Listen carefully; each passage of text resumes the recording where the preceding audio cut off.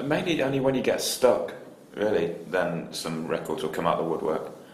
The Cabaret Voltaire kind of came out once in a while, referenced Bowie a couple of times, Talking Heads. But again, it was just like more of a feel or, you know, a vibe kind of here or there, just like try and recreate that vibe more than try and recreate that sound.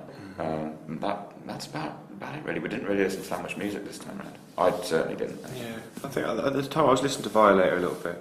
And I definitely discovered that. I've always been a Depeche Mode fan, but I'd never really given that album much. And from start to finish, the way that album is, an album, was a big. I listened to that a fair bit.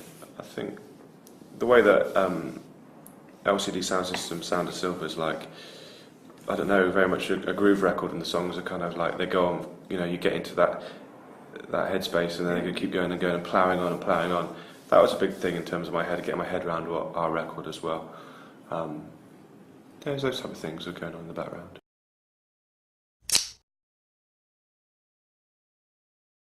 Yeah, well, we had 20 songs pretty much, I think, and two songs became one song, and there's a couple of songs that feel we haven't quite got the best out of them yet, so we can go back to them, and in the future they will come out because they're big songs.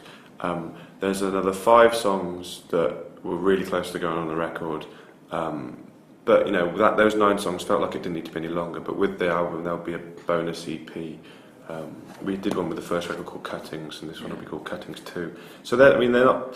You don't really have B-sides anymore in the modern world so much, but they're more than B-sides. So there'll be an EP available with the record as well. So there's other songs, and there's some more that will eventually come out. So we had for us we were quite prolific in that time off after touring the last record. So nice. It was a creative time. Yeah.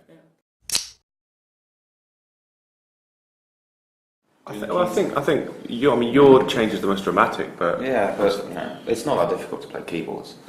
I've never done it, so it's pretty easy. I mean, it's difficult to play the piano, if you can play the piano, but if you're just playing keyboards, then it's fine. You just press random notes and then see which ones sound the best. It was the most confusing thing was just writing on a different instrument.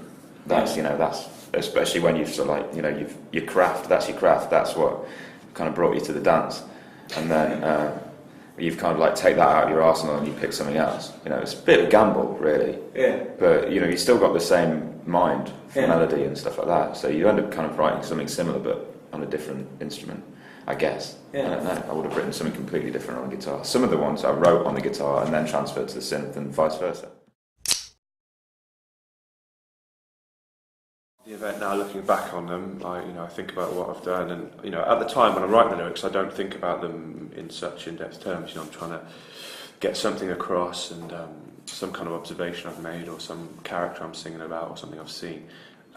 There is a religious cloud hanging over some of the songs.